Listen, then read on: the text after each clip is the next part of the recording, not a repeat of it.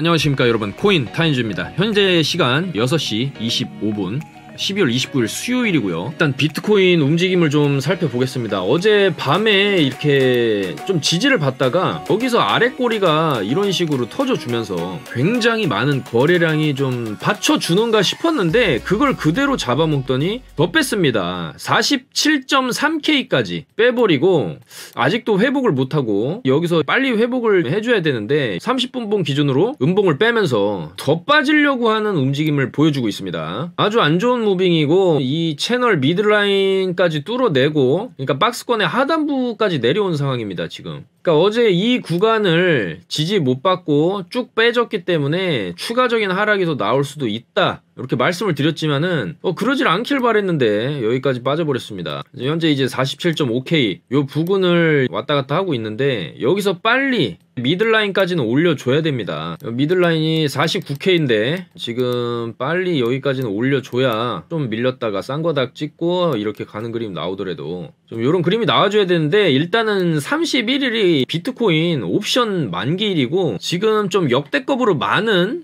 이 콜옵션과 풋옵션이 걸려 있기 때문에 최대 고통 지점이라는 게 이제 옵션에는 있습니다. 그게 48K라는 건데 지금 왔다 갔다 하는 라인이죠. 이 48K 부근. 이 최대 고통 지점은 가장 많은 옵션 매수자가 지불한 프리미엄을 잃는 상태. 콜이든 풋이든, 콜은 상승에 배팅하는 거고 풋은 이제 하락에 배팅하는 건데 지금 얘네들이 가장 돈을 많이 잃는 구간이 48K라는 거죠.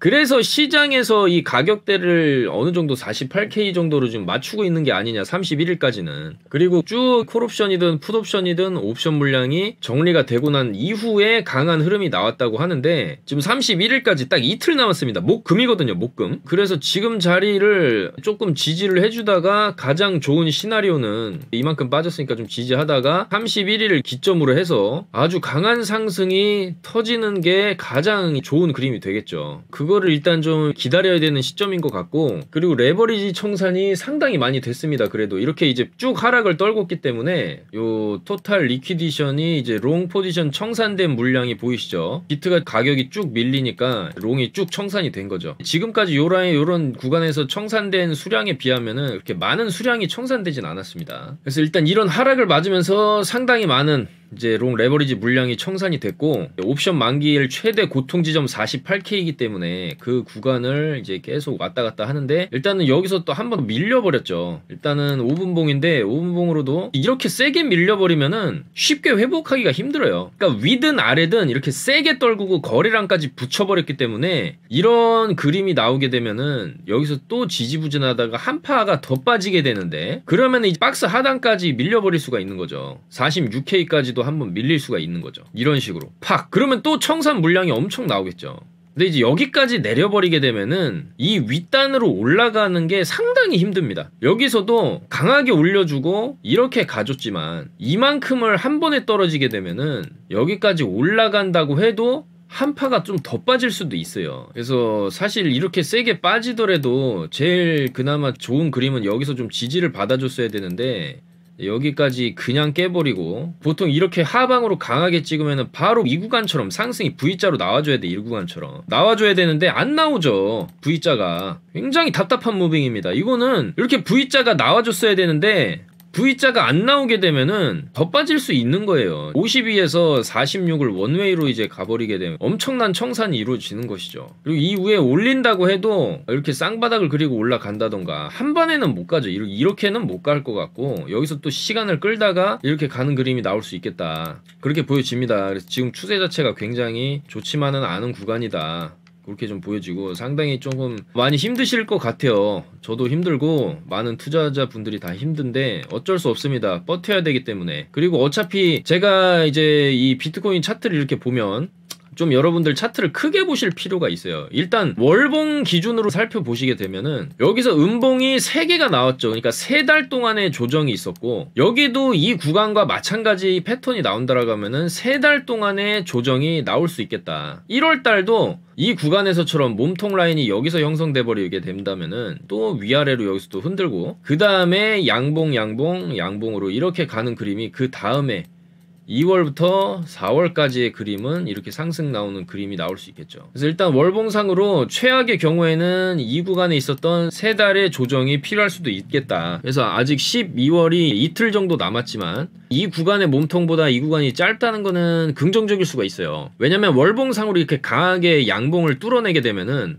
직전 음봉을 엄청나게 상회하는 양봉이 나왔거든요. 그래서 이게 이 구간에서도 만약에 1월달에 월봉 이런 양봉이 나온다 그러면은 상방으로 간다고 보셔야 됩니다. 직전에 음봉 몸통을 다 잡아먹는 월봉 양봉이 이렇게 출현하게 되면은 이런 식으로 직전에 음봉을 다 잡아먹는 양봉이 출현했을 때 굉장히 강력한 시세가 터질 수 있어요. 그렇기 때문에 지금은 버티셔야 됩니다. 여러분들 힘드시더라도 손절치고 도망가는 게 아니라 어차피 여러분들 선물 레버리지 잡고 그러신 게 아닌 현물을 잡고 있는 이상은 일단은 좀 기다려야 됩니다. 이제 12월 월봉은 사실 뭐 별 기대를 할 수는 없을 것 같고 1월 월봉을 우리가 좀 기대를 해야 되겠다. 그리고 이제 주봉인데 주봉도 마찬가지죠. 이 구간에서 그려줬던 박스권이 있었어요. 큰 하락 이후에 아랫단에서 상당히 긴 기간 2달이라고 말씀드렸죠. 그리고 여기서 큰 하락이 있고 난 후에 근데 거래량이 그렇게 많지가 않기 때문에 이 정도의 거래량이 여기서는 터지지 않고 있기 때문에 상당히 좀 고요한 구간이라고 볼 수가 있어요. 그래서 여기서 거래량이 없으면은 당연히 움직임도 좀 제한적으로 나올 수가 있겠고 계속 지금 못 뚫는 52K 라인까지 해서 2달간의 약 박스가 나오게 된다면은 이런 박스가 여기서 나오겠죠. 이 안에서 지지고 복고를 한 다음에 이거를 뚫어내는 움직임이 이런 식으로 나올 수가 있겠죠, 여러분들.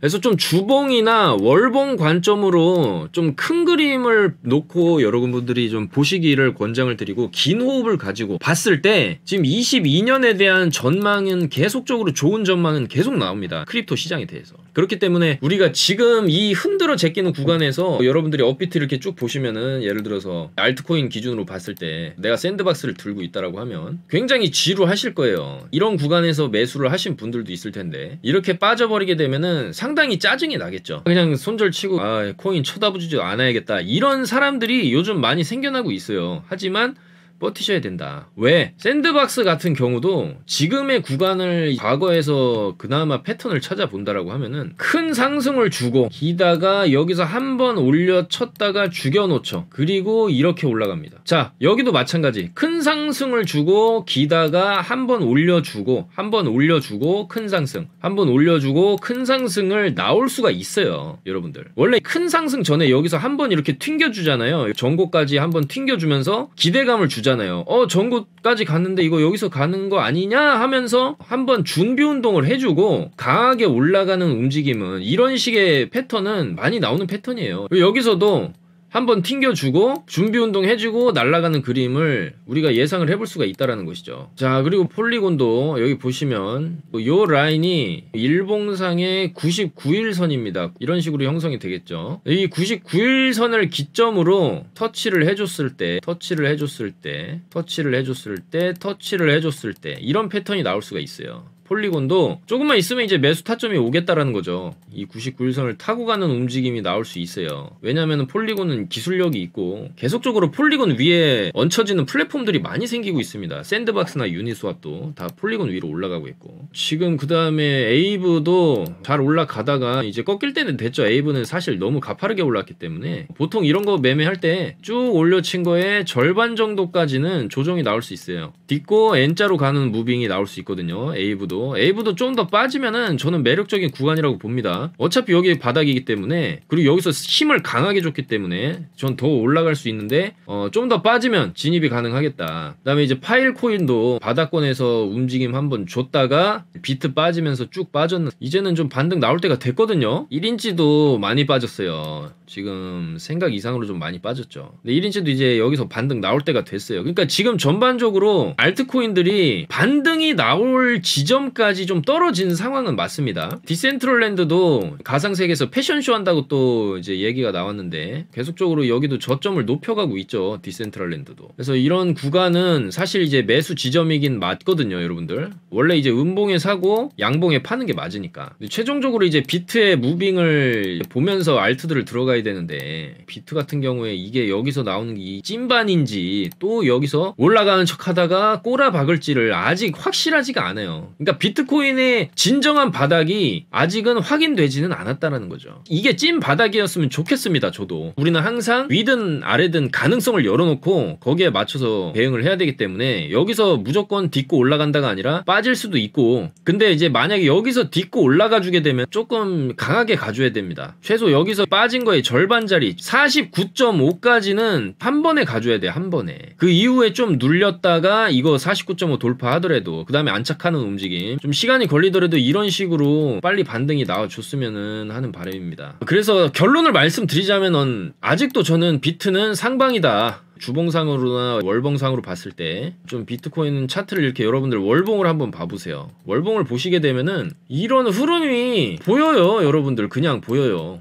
보이잖아요. 비트코인이 이렇게 갈까요? 이런 쌍고의 패턴은 어디서 나오는 거냐면은 완전히 테마가 끝났을 때 나오는 거예요. 비트코인은 씹스캠이다라는 소리가 나올 때 나오는 거예요. 비트코인은 아무짝에 쓸데없고 완전히 쓰레기고 이 비트코인은 누가 쓰냐? 이런 얘기가 나와야 돼요. 비트코인이 이렇게 쌍고를 찍고 떨어지려면은. 근데 지금 시장에서 어떤 얘기가 나오죠? 비트코인은 무제한적으로 찔러낸 달러에 대해서 인플레이션에 대한 해칭 수단이 되고, 블록체인 기술은 21세기에서 22세기까지 보는 전문가들도 지금 많은데, 일단 이 미래 사회의 가장 핵심적인 기술이고 나카모토 사토시가 개발해낸 획기적인 기술이라고 머스크도 이렇게 얘기를 했어요. 자, 그래가지고 내년에는 여러분들 더 큰 이슈들이 기다리고 있어요. 비트코인 시장에. 현물 ETF 승인도 기다리고 있고, 제도권화되는 그림도 나오고 있고, 엘살바도르는 법정 화폐로 채택했고, 지금 엘살바도르 뿐만이 아니라 나이지리아라던가 힘든 나라들 화폐의 가치가 종이 쪼가리반도 못한 그런 나라들이 비트코인을 법정 화폐로서 조금씩 채택을 하고 있는 이 상황에서 메타버스의 시대가 본격적으로 도래하고 있고, 이런 식으로 계속해서 위메이드라든지 카카오게임즈라든지 NC소프트라든지 국내 굴지의 대기업 게임 회사들이 너도 나도 블록체인 게임 플랫폼을 협력을 하고 만들어내고 계속해서 진출을 하려고 하고, 이런 호재들이 있는 이 비트코인 시장이 과연 어떻게 시즌 종료가 될 수 있을까? 시즌 종료는 말도 안 되는 얘기라고 저는 생각을 합니다. 근데 왜 이렇게 시간을 끌고 비트코인 가격은 못 올라가냐? 아직 상승을 위한 준비가 다 끝마쳐지지가 않았다라는 거죠. 준비가 돼야 되는 거예요. 이제 비트코인도 예를 들어서 외출을 하려면은 이제 일단은 씻어야겠죠. 씻고 눈곱을 떼고 머리를 말리고 화장을 하고 마스카라도 바르고 립스틱도 바르고 옷을 입고, 겨울이니까 코트도 입고 신발도 신고, 이 일련의 준비가 끝나야 비로소 현관문을 열고 밖으로 나가지 않습니까? 비트코인도 똑같다라는 거예요. 얘가 올라가려면은 지금 이 구간에서 준비가 돼야 돼요. 일단 어떤 준비가 돼야 되냐? 상승 주체가 물량을 모아야 돼. 이거는 고래들이겠죠. 근데 지금 온체인 데이터로 봤을 때 고래들을 계속 비트를 축적을 하고 있다. 운전수가 누구냐에 따라서 방향성이 갈리는데, 사실 이때 올려치던 운전수는 중국이었어요.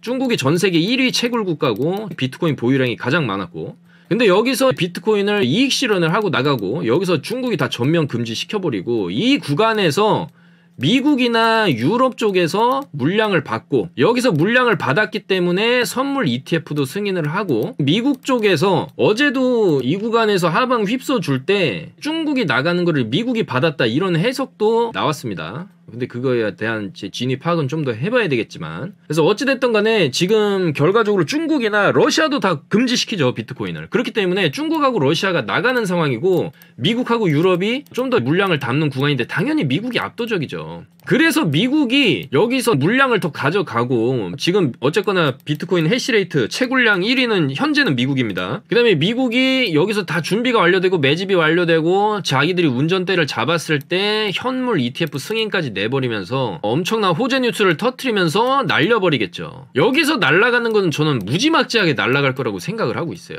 왜냐면 이 고점과 이 고점이 비슷한 지점에 형성이 돼 있는데, 하나로 비트 8천만원 구간을 뚫어낸다라는 거는 엄청난 역사적인 의미가 있는 거예요, 비트코인 역사에. 그렇기 때문에 여기서 뚫게 되면 강하게 80K까지 거의 2배 가까이를 올려칠 수 있는 강한 상승이 터질 수 있다라고 저는 보고 있습니다, 여러분들. 그러니까 차트를 이렇게 좀 주봉이나 월봉으로 놓고 보면은 죽을 차트로는 절대 보이지가 않는다는 거예요. 그리고 애시당초에 이게 죽을 차트였으면 이렇게 여기서 꼬리가 나오면 안 됩니다, 여러분들. 이렇게 몸통으로 떨어져야 이렇게 죽는 건데, 이게 비트코인이 아니라 일반적인 예를 들어서 개별 종목의 차트라고 분석을 한다라고 한다면은 여기서 이런 식으로 꼬리가 나온다는 것 자체가 밑에서 완전히 받았다라는 거예요. 그렇기 때문에 이 꼬리 구간까지 내려가기는 상당히 힘들 수가 있어요, 지금 구간에서. 여기는 강력한 시멘트 바닥이 좀 쳐져 있다라는 거거든요, 이 구간은. 그래서 여기서 계속 지지부진하다가 결국에는 튕겨져 올라간다. 그게 제가 생각하는 비트의 좀 방향성이다, 이렇게 말씀을 드려. 반등 세게 나와주죠. 예, 말씀드리는 순간 여러분들 박수 한번 치겠습니다.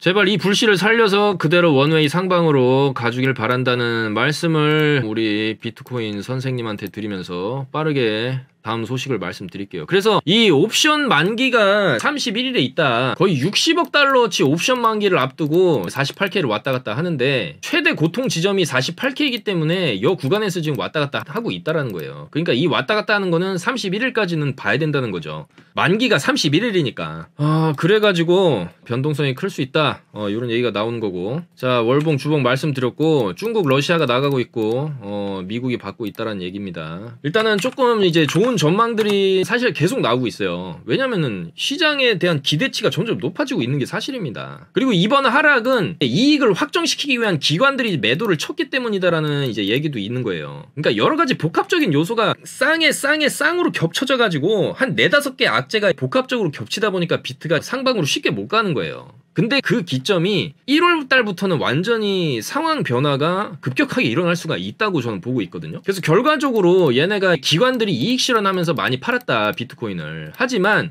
22년은 기관의 참여가 더욱 늘어나가지고 이 비트코인 수익률이 높은 한 해를 기록할 것으로 전망을 한다는 거예요. 그래서 이번 하락은 거액을 운영하고 있는 펀드가 돈을 인출하려는 그런 이제 수요가 있었기 때문이다, 이렇게 얘기를 하는 건데, 뭐라 하지, 세금이나 포트폴리오 조정도 있지만 추가적인 매도는 없을 것으로 전망했다라는 거예요. 그래서 주식시장과 비트코인의 상관관계가 약화되고 있고 기관의 채택이 지금 같은 속도로 계속될 경우에 비트코인은 22년도에 엄청나게 수익을 뽑아낼 수 있는 그런 해가 될 것이다, 이런 얘기를 하는 거죠. 그래서 어제 그런 하락 빔으로 인해 가지고 선물 3억 달러가 청산이 됐다. 여기 보이시죠? 3억 달러어치 이렇게 청산이 된 겁니다. 그리고 뭐 이더리움 선물도 있고 다 있으니까 선물은. 근데 이제 솔라나와 테라의 선물 청산 규모가 비트에 대비해서 작은 거는 이 알트코인들이 최근 가격 상승이 선물 때문이 아니라 현물에 의해서 주도됐다, 이렇게 얘기를 하는 거죠. 그리고 이 정도로 청산을 했음에도 불구하고 전체 미체결 약정 숫자는 0.2%밖에 감소하지 않았다. 자금이 거의 빠져나가지 않았다, 그런 얘기를 하고 있네요.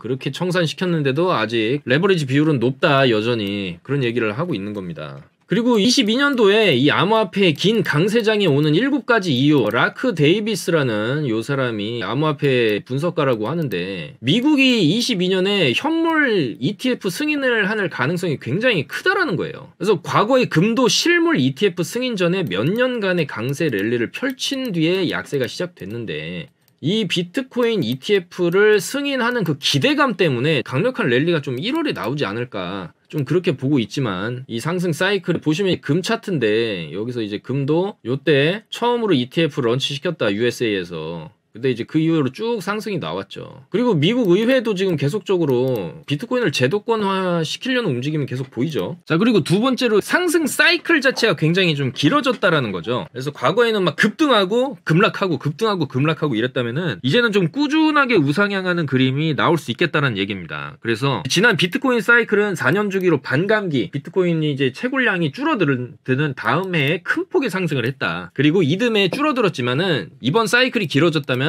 정점은 22년에 볼 수가 있겠다는 거죠. 4년 사이클의 이론은 폐기됐다는 거죠. 그리고 세 번째 이유로는 이더리움의 중요한 업그레이드가 22년에 마무리된다. 포스, 샤딩 등으로 이더리움이 속도가 빨라지고 디플레이션 화폐가 된다. 스마트 계약의 황제인 이더리움은 시장에 큰 영향을 준다. 이더리움 업그레이드가 있다는 거죠, 22년에. 그 다음에 네 번째, 폴카닷, 카르다노, 에이다. 얘네들이 더 많은 자금을 시장으로 끌어들여온다. 아발란체, 폴리곤, 솔라나도 마찬가지. 모두가 더 성장할 거고 얘네들은 이제 시작한 애들이라는 거예요. 그래서 모든 체인들은 수십억 달러에 달하는 생태계를 만들 것이다. 그 다음에 5번째 NFT. 버드와이저나 나이키, 아디다스 이런 애들이 수백만 명의 소비자들을 암호화폐 시장으로 끌어들일 것이다. 6번째, 게임과 메타버스를 주목을 했다. 수천만 명이 게임을 통해서 새롭게 암호화폐를 또 접하게 될 거다. 그 다음에 7번째, 거대 자본들이 이 암호화폐를 2000년대, 2020년대 가장 좋은 기술로 보기 시작했다라는 거죠. 수억 달러의 펀드가 조성되는 걸 볼 수가 있다라는 거예요, 여러분들. 일부 이익을 실현하는 것도 잊지 말라. 그래서 일단 이런 이유들은 사실 제가 계속적으로 드리는 말씀이기도 하고 22년의 전망이 너무나 좋기 때문에 지금의 비트코인 조정은 사실 더 큰 상승으로 가기 위한 조정이 아닌가 그런 생각이 듭니다. 여기서 가장 희망적인 시나리오대로 이렇게 나오기를 바라봅니다. 그리고 지금 리플 관련한 소식이 있죠, 여러분들. 자, 리플 대표이사가 미국 증권위원회 SEC랑 소송을 하고 있는데 좋은 진전이 있다. 내년에 결론이 낙관적으로 나올 수 있다라고 리플 CEO 굉장히 잘생겼네요, 이분인데. 그러니까 내년에 사실 지금 느린 재판 절차에도 불구하고 꽤 좋은 진전을 보이고 있다. CNBC랑 인터뷰했는데 갈링하우스 CEO가. 그래서 지금 1년 가까이 공방이 이어지고 있지만 내년에는 결론이 날 걸로 낙관을 하고 있다. 좋게 보고 있다는 거죠. 그리고 이분이 이번 소송에서 다뤄지는 문제가 단지 리플에 국한된 것이 아니다. 암호화폐 규제에 대한 전반적인 문제이기 때문에 이게 긍정적인 방향으로 결론이 나오게 되면은 암호화폐 시장 전체에 긍정적인 영향을 미칠 거라는 거죠. 왜냐면 리플은 메이저 코인이니까 영향력이 있죠. 그리고 리플이 가진 장점은 명확하죠, 여러분들. 엄청나게 빠른 전송 속도와 낮은 수수료죠. 확실히 색깔이 있는 코인이죠. 그렇기 때문에 이 정도로 얘기를 했으면은 지금 리플 한번 볼까요? 리플의 일봉입니다. 리플도 굉장히 움직임이 없죠. 움직임이 없다가 최근에 솔로코인 에어드랍 하면서 살짝 올라갔다가 그대로 다시 눌리고, 이 구간에서 계속적으로 횡보를 한다고 해도 소송 결과가 좀 좋게 나오게 되면은 리플도 이런 식으로 한번 떡상할 수 있겠죠. 소송 결과가 좋은 쪽으로 낙관적으로 흘러가고 있다라는 거는 저도 그렇게 생각을 합니다. 왜냐면은 이 소송이 길어진다는 것 자체가 그만큼 이게 굉장히 민감한 문제라는 거예요. 예를 들어서 좀도둑이 있어요. 그 좀도둑이 바늘을 하나 훔쳐갔으면은 거기에 대해서 벌금 10만 원 하고 끝나면은 재판이 간단한 건데, 재판이 길어진다는 것 자체가 따지고 들어가야 될 문제가 굉장히 많고 깊고 애매하고 기준이 없고 이게 증권이냐 아니냐를 판단을 하기가 굉장히 애매모호한 건데, 당연히 증권이 아니죠. 리플이 무슨 증권입니까, 여러분들. 이건 SEC가 좀 말도 안 되는 태클을 건 거예요, 이거는. 그렇기 때문에 결론은 저는 사실 좋게 나올 수밖에 없지 않나 이렇게 보고 있습니다. 그리고 결론이 좋게 나오게 되면은 당연히 리플이 떡상을 할 수가 있겠죠. 그리고 이 리플에 국한된 문제가 아니라 암호화폐 시장 전반에 좋은 호재로서 반영이 될 수 있고, 저는 이 시점도 현물 ETF 승인이랑 좀 맞물려가지고 악재가 연달아서 같이 오듯이 호재도 연달아서 같이 터지면서 완전한 개떡상을 시켜버리는 그림이 22년에 한번 나오지 않을까 그렇게 보고 있습니다. 그래서 리플 홀딩하고 계신 분들도 좋은 뉴스들이 계속 나오고 있죠. 근데 또 모르죠. 이렇게 얘기해놓고 지들은 팔고 튈지 그건 또 모르는 건데 일단 좀 지켜봐야 되겠습니다. 자, 그리고 이제 아케인 리서치에서 또 이런 얘기를 했는데, 리플이랑 에이다가 시총 10위 밖으로 좀 밀려날 수 있겠다라는 얘기를 했어요. 왜냐하면은 이 친구들은 연식이 오래됐다 보니까 최근에 치고 올라오는 아바란치라든가 솔라나라든가 폴리곤이라든가 이런 친구들에 비해서 조금 구시대 코인이 아니냐 이런 얘기가 나오는 거죠. 그래서 결국에 NFT 열풍이 이제 불어닥치고 메타버스 열풍이 불어닥치는데, 솔라나, 테라 이런 애들이 시총이 올라갈 거다. 그리고 루나라든지 팬텀 이런 코인들이 이제 엄청나게 상승세를 보이고 있고 계속해서 더 많은 코인이 생겨날 거다. 그리고 이 중 일부 기업 가치는 50억 달러 이상 상회한다. 결국에는 비트코인 ETF는 22년 말까지 100만 개의 BTC를 보유할 수 있다. 이런 얘기를 했다라는 거죠. 요거 리플이나 에이다 홀딩하고 계신 분들이 많은데 참고하시고, 그리고 좀 빠르게 업비트 코인들 한번 상태를 살펴보겠습니다. 굉장히 조정이 좀 많이 나온 상황에서 지금 일단 비트가 살짝 고개를 이제 올려 쳐주니까 알트코인들도 살짝 다 올라오죠. 샌드박스가 요즘 비트코인보다 거래량이 더 많아요. 말이 됩니까 이게? 샌드박스가 거의 뭐 업비트 1등 코인이 돼버린 것 같아요.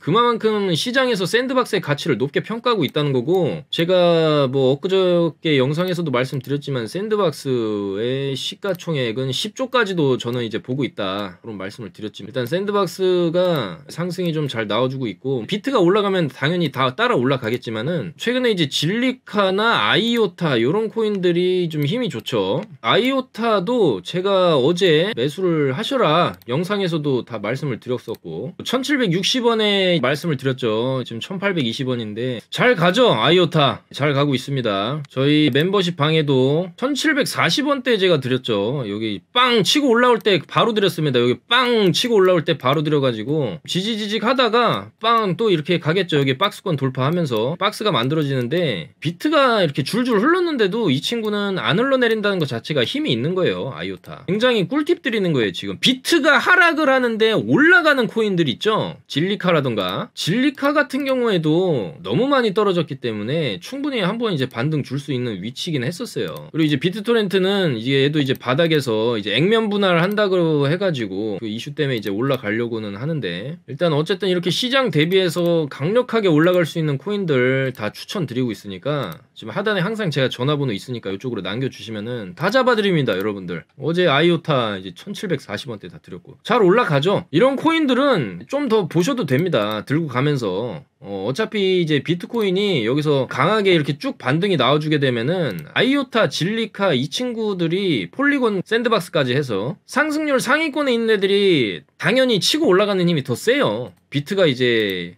예를 들어서 한 2% 반등이 나온다고 한다면은 이런 애들은 5% 10%씩 쏘죠 위로. 그러니까 이런 애들을 잘 찾아가지고 여러분들이 수익을 보셔야 됩니다.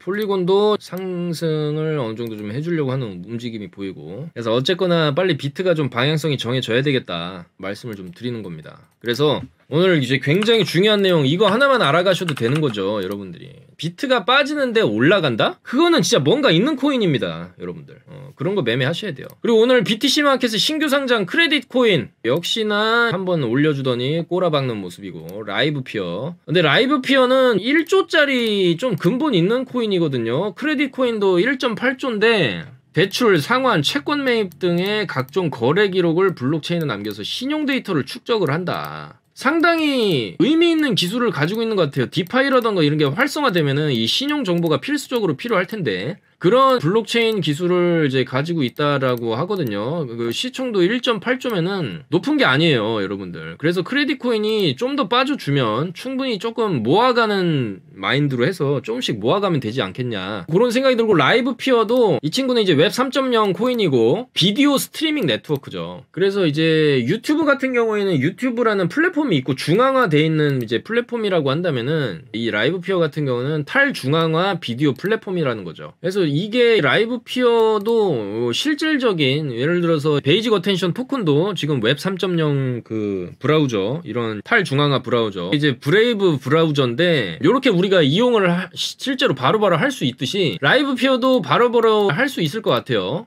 물론 유튜브의 아성을 위협하진 못하겠지만 어쨌거나 조금 다른 형식으로 비디오 스트리밍을 한다, 뭐 그런 얘기를 하는 거죠. 근데 이제 차트적으로 봤을 때 올려 쳐놓고 여기를 계속 지지를 해주죠. 그러니까 올려 쳐놓고 지지를 해준다면은 2차 상승이 가능한 거예요. 라이브 피어는 얼마 전에 상장한 깃코인 아시죠? 깃코인하고 좀 비슷한 그림을 그려가고 있는데, 얘도 이때 상장하고 나서 안 빠졌어요. 그렇게 시원하게 올라가지도 않았지만 저점을 계속해서 높여가기 때문에 여기를 이제 손절을 만약에 잡는 거지. 우리가 이제 예를 들어서 이런 구간에서 샀다고 해도 손절을 여기를 잡고 들고 있으면은 이런 식으로 움직이다가 이렇게 쐈어요. 쏘고 상단에서 아직까지 이러고 있다. 이제 깃코인도 얼마 전에 상장한 코인이고 웹 3.0 코인이고, 근데 이제 시가총액이 2,400억밖에 안 되기 때문에 좀 상당히 몸무게가 가벼워서 간 걸 수도 있어요. 보면은 상승이 한 번에 쭉 터질 수도 있다라는 거죠. 그렇기 때문에 좀 비슷한 그림이 지금 라이브 피어에서 나오는 게 아닌가. 쭉 가다가 한번 올려칠 수 있는 그림을 좀 기대할 수는 있지만, 워낙에 이제 BTC 마켓 자체가 보시면 호가창이 얇고 거래량 자체가 없어요. 56개 걸려있고 151개 걸려있고 100개 걸려있고, 누가 100개 매수해버리면은 호가 올려버리는 거거든요, 하나. 그거를 유의를 하셔야 됩니다. 그래서 제가 드리고 싶은 말씀이 상당히 많아요. 일단은 지금 일론 머스크가 사토시가 아니냐 이런 또 얘기가 나왔거든요. 예전에 스페이스 X에서 일하던 인턴 출신 애가 일론 머스크가 사토시다 이런 얘기를 했어요. 이 사람이 사일 굽타라는 뭐 스페이즈 CEO라고 하는데, 이 사일 굽타는 일론 머스크가 사토시다라고 주장을 하고 그 근거로 능력, 의지, 사용 언어의 유사성 등을 제시를 했다. 능력은 당연히 출중하죠. 근데 이제 4년 전에 머스크의 비서였던 샘 텔러와 통화를 한 적이 있었는데, 그 당시에 일론 머스크가 사토시냐? 이렇게 물어봤다라는 거예요. 근데 텔러가 침묵을 했다라는 거죠. 침묵이라는 거는 찔끔하는 거죠. 글쎄? 내가 무엇을 말할 수 있을까? 라고 답했다라는 거죠. 그리고 나는 와우! 라고 답했고, 텔러는 어색한 인사와 함께 전화를 끊었다. 글쎄요. 이거를 4년 뒤에 얘기한다고? 뭐 믿을 수 있는 얘기인지는 모르겠지만 일론 머스크가 상당히 천재적인 인물이기 때문에 불가능한 얘기는 아니지만 저는 사실 조금 거리가 있지 않나 그렇게 생각을 합니다. 왜냐면은 사토시 자체가 정체를 숨기려고 하는데, 머스크는 틈만 나면 비트코인이 어쩌고저쩌고, 도지코인이 어쩌고저쩌고, 비트코인은 뭐 결제를 할 수 있다 없다 이런 얘기를 계속 왔다 갔다를 하면서 세간의 관심을 끌려고 하죠. 그러니까 자기의 정체를 숨기려고 했는 거랑은 좀 반대되는 성향이 아닌가 그렇게 보여지고 있고, 머스크는 또 이렇게 반박을 했죠. 누가 비트코인 만들었는지는 모르겠다 이렇게 얘기를 했어요. 그래서 이 팟캐스트 출연해가지고 완전한 익명의 발명가, 이가 있는 특별한 기술, 이 비트코인이 있다는 것은 인류 역사상에서 굉장히 흥미로운 일이다. 누가 만들었는지 모르겠다. 나는 닉 자보, 얘가 사토시 같다 이런 얘기를 하는 거죠. 물론 그는 자기가 나카모토가 아니라고 주장을 하지만, 닉 자보라는 사람은 비트코인의 전신 중 하나인 비트골드와 스마트 컨트랙트의 발명가로 알려진 인물이다. 근데 이미 자기는 아니라고 또 부인을 했겠죠. 당연히 자기가 사토시라면은 정체를 밝히고 싶지 않아 하는데 당연히 아니라고 하겠죠. 근데 이제 머스크는 스마트 컨트랙트를 이해하려고 노력을 했지만 이를 이해하기엔 난 너무 멍청하다. 또 화성에 대해서도 얘기하면서 도지코인 혹은 다른 암호화폐가 화성의 공식 화폐가 될 것, 이렇게 얘기를 했다는 거죠. 화성은 다른 화폐를 가져야 한다고 생각을 한다라고 얘기를 했다는 거예요. 달러가 아니라. 자, 그래서 이렇게 얘기를 하는데, 일단 닉 자보가 사토시로 좀 유력한 후보라고 생각한다고 머스크가 얘기를 했기 때문에 닉 자보를 한번 살펴보도록 하겠습니다. 1998년 스마트 계약 기반의 암호화폐인 비트골드를 고안한 사람이다. 닉 자보라고도 한다. 미국 출생이고 89년생이고요. 컴퓨터공학과 졸업을 했고 스마트 컨트랙트라는 개념을 처음 탄생시킨 사람이라고 합니다. 스마트 컨트랙트는 블록체인 기반이고 제3의 중개기관 없이 개인과 개인의 P2P 방식으로 원하는 계약을 체결하도록 하는 전자계약 기능이죠. 그래서 이거는 국경을 넘는 계약이 필요할 경우에 전통적 계약 방식보다 비용을 훨씬 줄일 수 있다. 그리고 이 개념을 비탈릭 부테린이 2013년에 이더리움이라는 걸로 탄생을 시켜버린 거죠. 그렇게 해서 스마트 계약이 널리 확산이 되었다는 거죠. 그래서 이게 이더리움 블록체인의 핵심 기능이 되고 인터넷상에서 완전히 새로운 상거래 방식을 만들어내는 계기가 됐다. 그리고 현재 나카모토 사토시의 추정 인물로 점쳐지는 인물이다라는 얘기가 있는데, 도미닉 프라이스비라는 사람은 이에 대한 증거를 좀 제시를 했다. 나는 전 세계의 지식의 특이성뿐만이 아니라 넓이를 가진 사람이 한 명뿐이라는 결론을 내렸는데 그게 바로 닉 제보다. 하지만 실제 그가 나카모토라는 증거는 하나도 없다라고 이제 하는 거죠. 저도 이 나카모토 사토시가 누구일까가 좀 굉장히 궁금하고, 또 근데 이제 개인이 아니란 얘기도 있죠. 어떤 단체다. 이거는 여러 명의 컴퓨터 개발자나 똑똑한 사람들이 모여서 만든 단체다 이런 얘기도 있고요. 자, 그리고 계속해서 비트코인 시장에 이 ETF가 계속 중요한 이슈로 떠오르는데, 이 ETF가 뭐길래 도대체 시장이 이렇게 들썩거리냐. ETF에 대해서 좀 빠르게 훑고 넘어가겠습니다, 여러분. 자, 일단 ETF는 Exchange Traded Fund의 약자라고 합니다. 우리말로 상장 지수 펀드죠. 그야말로 증권 시장에 상장돼서 주식처럼 거래되는 펀드라는 거예요. 그러니까 이 비트코인이 증권 시장에 상장된다라는 개념이죠. IPO의 개념으로 좀 볼 수 있는 건데, 여러 가지로 파생이 될 수가 있어요. 그러니까 비트코인에만 투자할 건지, 아니면 비트랑 이더리움에 같이 투자할 건지, 아니면 알트만 묶어서 투자할 건지, 실제로 그런 상품들이 선물 거래소나 해외 거래소에는 다 있지만, 미국 증권 시장에 갖다 놓는 거는 미국에서 주식을 하는 개미 투자자들이나 기관 투자자들 자금도 전부 다 비트코인으로 쏠려서 들어올 수 있는 거기 때문에 엄청난 호재가 될 수 있다는 거예요. 그리고 투자자들이 개별 주식을 고르는데 수고를 하지 않아도 되는 펀드 투자의 장점과 언제든지 시장에서 원하는 가격에 매매할 수 있는 이런 주식 투자의 장점을 모두 가지고 있다. 그래서 이 ETF가 승인이 된다라고 하는 거는 증시에서 이제 주식처럼 거래가 되는 거기 때문에 나라에서 승인을 해줘야 되는 거예요. 법의 울타리 내로 들어가는 셈이라는 거죠. 그리고 비트코인 기술이나 의미를 잘 몰라도 투자를 할 수가 있고, 기관들은 여기에 투자를 해야 되나 말아야 되나 이런 정부 눈치를 볼 필요도 없어진다는 거죠. 예를 들면은 비트코인이 유망하다던데 어떻게 사면 돼? 모바일로 암호화폐 거래소를 이용하면 돼. 아, 불안한데 잘 모르겠는데 그러면 그냥 나스닥에 있으니까 사. 이런 식의 접근이 된다라는 거죠. 주식 계좌만 있으면 누구나 접근을 할 수 있겠다. 그래서 비트코인에 투자하고 싶어도 이런 내부 규정이나 법적인 제약이 있기 때문에 제도권 금융기관이 접근하는 게 쉽지 않았는데, 이제는 이게 합법화되고 ETF가 들어가게 되면은 그냥 비트코인 ETF를 사면 된다는 거죠. 현물 ETF가 승인이 나게 되면은 금융기관이나 연기금이나 개인 투자자나 누구나 간접적인 방법으로 비트코인에 투자를 할 수 있는 합법적인 길이 열리는 셈이라는 거죠. 엄청난 호재라는 거예요. 아니 그럼 그럴 바에 그냥 비트코인을 사서 내비두면 되지 않냐.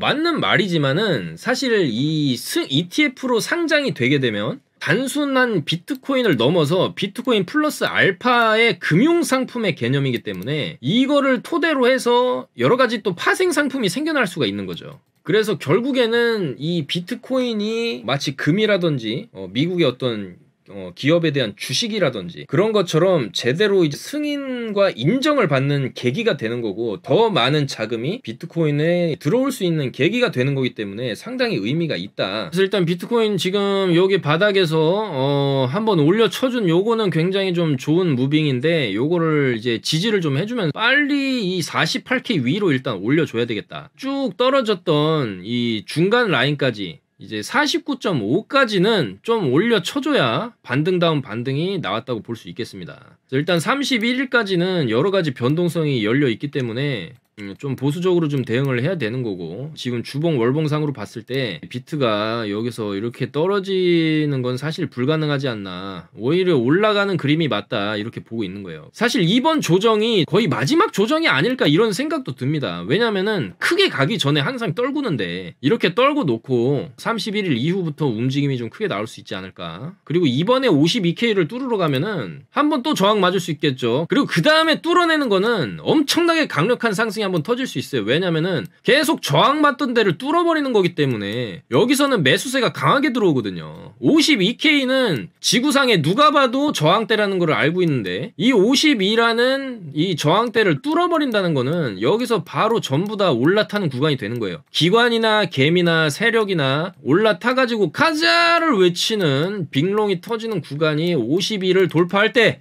터질 수 있겠다. 자, 이렇게 이제 말씀을 드릴 수가 있겠습니다. 시간은 좀 걸릴 수 있어도 비트코인은 올라갈 수밖에 없다. 이게 제 생각이고, 12월 31일 연말 마지막 2021년까지 잡아 흔드는 이 비트코인의 움직임을 보면서 정말로 지독하다. 하지만 이 지독한 무빙의 끝에는 이런 엄청난 상승이 터질 수도 있어요, 여러분들. 크게 보면 상승, 횡보, 상승의 패턴을 가려고 하는 거죠. 여기서 이렇게 흔들어 제꼈지만은 여기서 올려친 거에 비하면은 이건 사실 그렇게 많이 떨어진 것도 아니죠. 지금 이 정도 떨어진 거 가지고 너무 이제 스트레스 받지 마시고 올라간다라고 생각을 하시고, 다만 이제 여러 가지 변동성이 열려 있기 때문에 어차피 갈 거지만 흔들면서 가기 때문에 이런 구간대에서 우리가 멘탈을 잘 잡고 너무 이제 차트만 쳐다보지 마시고, 떨어졌다고 해서 물타기도 여러분들 여기서 이렇게 쭉 떨어졌다고 해서 막 너무 물타기 심하게 하시면, 조금은 타도 되지. 지금은 1차 물타기 구간이긴 하지만 여기서 너무 심하게 물타기를 하면 안 돼요, 지금. 그리고